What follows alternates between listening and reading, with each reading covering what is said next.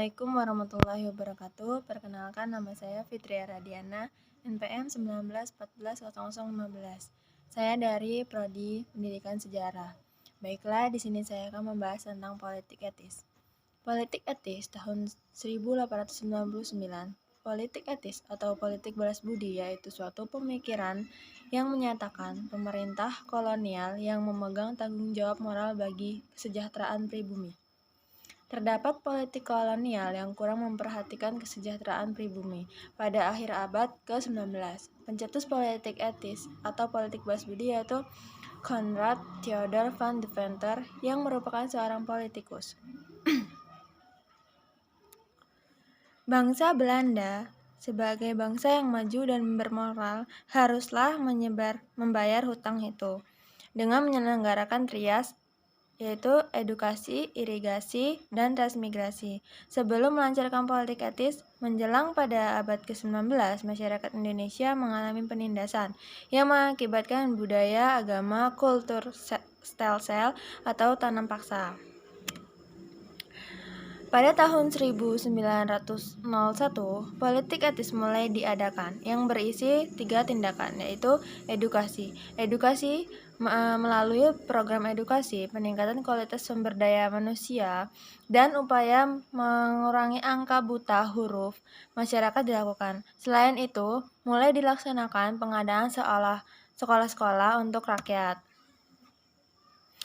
Yang kedua, irigasi. Dalam program ini, pemerintah Hindia Belanda melakukan pembangunan fasilitas untuk menunjang kesejahteraan rakyat, sarana dan prasarana untuk menyokong aktivitas pertanian, sehingga perkebunan diberikan. Peliputan meliputi pembuatan waduk, perbaikan sanitasi, jalur transportasi, pengangkutan hasil tani, dan lainnya. Yang ketiga, transmigrasi.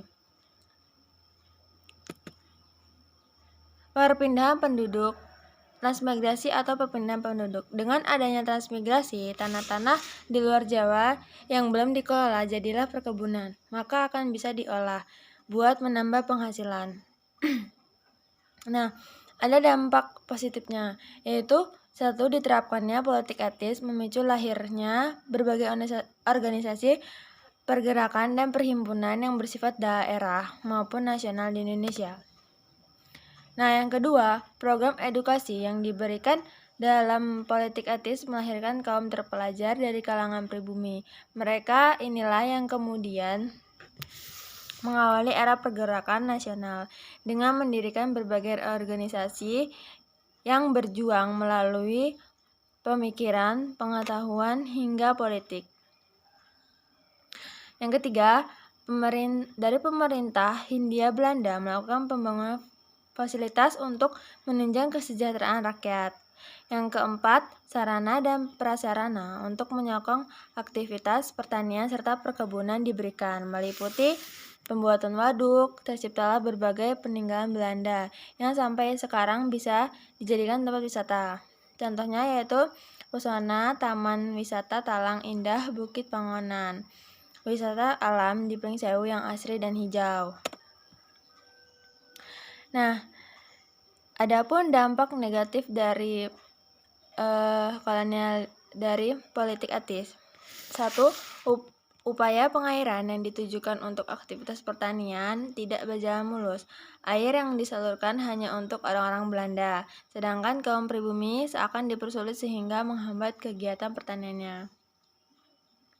Yang kedua, mereka ingin memperoleh tenaga kerja dengan kualitas sumber daya manusia yang tinggi, namun dengan upah yang rendah.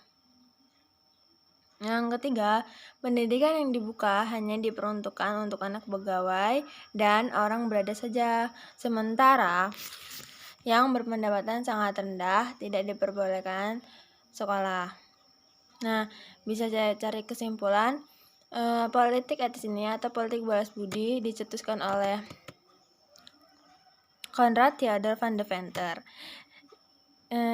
Dia pada politik etis mulai diadakan yang berisi 3 tindakan, yaitu edukasi, irigasi, transmigrasi, dan dia ada dampak negatif dan dampak positifnya. Dampak positifnya yaitu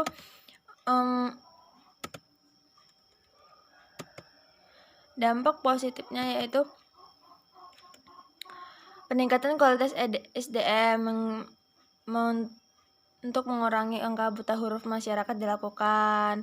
Nah, dampak negatifnya itu dia ingin mempunyai sumber daya manusia yang memadai, tetapi dia tidak bisa membayar upah yang sesuai dengan kerja rakyat pribumi tersebut. Sekian presentasi dari saya. Apabila ada salah kata, saya mohon maaf.